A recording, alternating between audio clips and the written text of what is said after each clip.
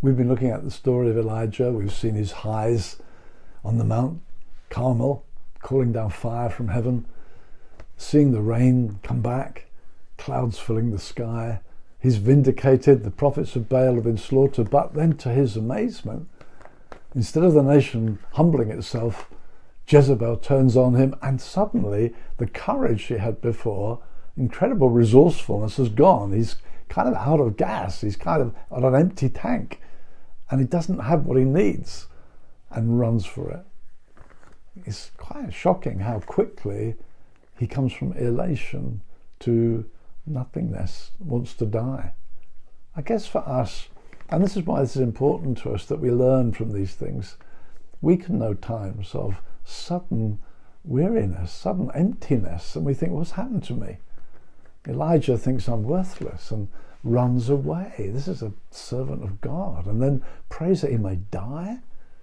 God deals with him so graciously, and we saw that, first of all, come on, you need some sleep, you need to eat properly, you need some space, and God cares about our whole frame. And his healing was partly there, but something more important is going to come now. He runs back to the mountain. In other words, he runs back to the things he knows. That's what you must do. Run back to the things you know. And then when you get there, you find this amazing thing. God spoke to him in a gentle whisper. Isn't that a phenomenal phrase? A gentle whisper. I commended to you a book a few weeks ago, Gentle and Lowly, a beautiful book about Jesus. Jesus said, I am gentle and lowly. I mean, that's something about God. He's amazing. He reveals himself in gentleness. You find that even David speaks about your gentleness has made me great. It says that in Psalm 18. Now that's David, the warrior, the slaughterer of Goliath, the great fighter.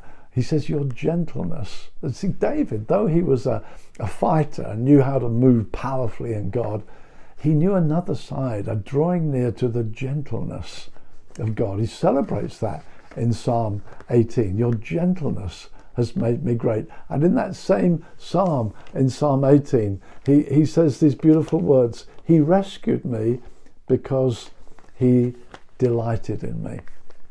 That's the same with Elijah. He rescued him because he delighted in him.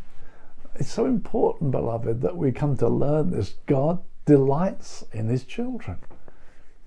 His heart is moved for us. He sends angels after him to feed Elijah.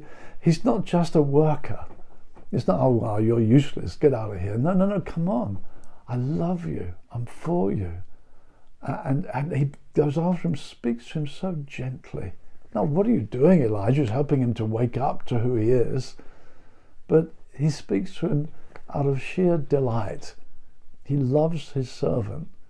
And then he begins to speak to him about what he has for him in the future. I expect Elijah thought, wow, boy, I'm a finished man. I used to speak to King Ahab on God's behalf. I'm finished with kings now. And God says to him, I want you to return. And when you arrive, I love that. It's not just get on your way. It's when you return, when you arrive, I'm giving you a specific thing to do now. Anoint some kings.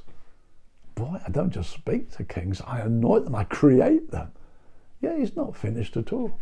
And then he says, I want you to come to Elisha, to prepare him to be a prophet in your place. I want you to mentor him. I want you to disciple him. You mean you want another one like me? Yeah, I want another one like you. I'm so thrilled with you. I want another one like you. Is that possible?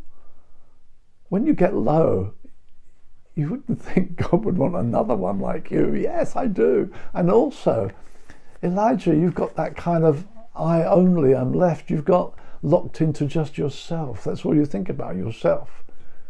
You need a disciple. You need someone to mentor. Someone you can show my ways to.